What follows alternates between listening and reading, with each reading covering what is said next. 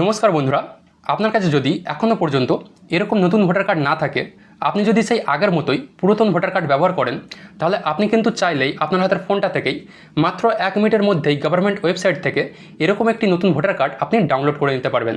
তো কীভাবে ডাউনলোড করবেন সব কিছুই এই ভিডিওতে দেখিয়ে দেবো স্টেপ বাই স্টেপ। তো ভিডিওটি একটু স্কিপ না করে সম্পূর্ণ দেখুন। আর এই চ্যানেলে যদি আপনি নতুন হয়ে থাকেন তো চ্যানেলটি প্লিজ সাবস্ক্রাইব করে বেল আইকনটি প্রেস করে দেবেন, যাতে এরকমই ইনফরমেটিভ ভিডিও আপনি প্রতিনিয়ত পেতে থাকেন। তো বন্ধুরা, সবার ফার্স্টে আপনি ক্রোম ব্রাউজার ওপেন করে ভোটার কার্ড লিখে সার্চ করে নেবেন। সার্চ করার পর বন্ধুরা দেখুন, এই যে একটি ওয়েবসাইট শো করছে আপনার সামনে, এখানে লেখা আছে দেখুন ভোটার, ঠিক আছে। এই যে ভোটার লেখা আছে আর ওপরে লেখা থাকবে ইলেকশন কমিশন অফ ইন্ডিয়া। এই ওয়েবসাইটে আপনি ক্লিক করে নেবেন। এরপর বন্ধুরা আপনার সামনে এরকম একটি ইন্টারফেস শো করবে। তো ফার্স্টে এখানে আপনি কি করবেন, আপনি যদি ফোন থেকে কাজটি করেন তাহলে আপনার ফোনটাকে ফার্স্টে ডেস্কটপ মোডে ওপেন করতে হবে, ঠিক আছে। তো তার জন্য দেখুন, এই যে আপনার ফোনে 3টে ডট এখানে থাকবে, এখানে ক্লিক করবেন। ক্লিক করার পর দেখুন এখান থেকে স্ক্রল করে নিচে আসবেন, এখানে লেখা আছে ডেস্কটপ সাইট, এখানে আপনি ক্লিক করবেন, আপনার ফোনটা ডেস্কটপ মোডে ওপেন হয়ে যাবে। এরপর কি করবেন, ফার্স্টে আপনাকে এখানে সাইন আপ করতে হবে। তো দেখবেন এখানে সাইন আপ বলে একটি অপশান থাকবে, এই যে সাইন আপ, এখানে আপনি ক্লিক করবেন। ক্লিক করার পর আপনার সামনে এরকম একটি ইন্টারফেস শো করবে। তো এখানে আপনি কি করবেন, দেখুন এখানে আপনার মোবাইল নাম্বারটা এখানে আপনি লিখবেন। তারপর এখানে এই যে ক্যাপচারটি আছে, এই ক্যাপচারটি আপনি নিচে লিখে দেবেন, ঠিক আছে। এই যে নিচে ক্যাপচারটি আপনি এখানে লিখে দেবেন। ক্যাপচার লেখার পর এই যে এখানে কন্টিনিউ বলে যে অপশানটি আছে, এখানে ক্লিক করবেন। আপনার নাম্বারে একটি ওটিপি আসবে, ওটিপিটা দিয়ে আপনি এখানে সাবমিট করলেই এখানে সাইন আপ হয়ে যাবেন। তো আমি ফার্স্ট এখানে সাইন আপ করে নিচ্ছি। তো বন্ধুরা আমি এখানে সাইন আপ করে নিয়েছি। তো এরপর এখান থেকে আপনি কি করবেন, এখান থেকে স্ক্রল করে নিচের দিকে আসবেন, ঠিক আছে। নিচে আসতেই দেখুন এখানে একটি অপশান আপনি দেখতে পাবেন, এখানে এই যে এখানে লেখা আছে দেখুন ই এপিক ডাউনলোড, এখানে আপনি ক্লিক করবেন।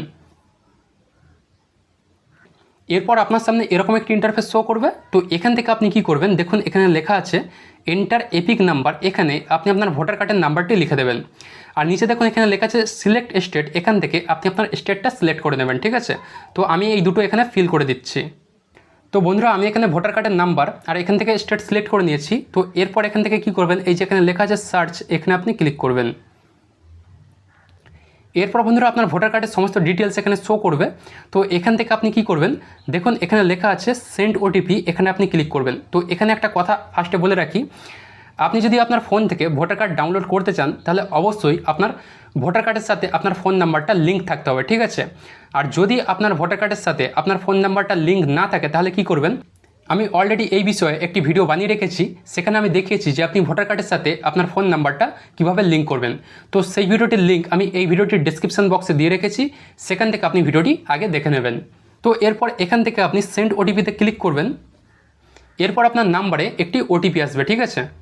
ওটিপি লেখার পর এখান থেকে আপনি ভেরিফাইতে ক্লিক করবেন।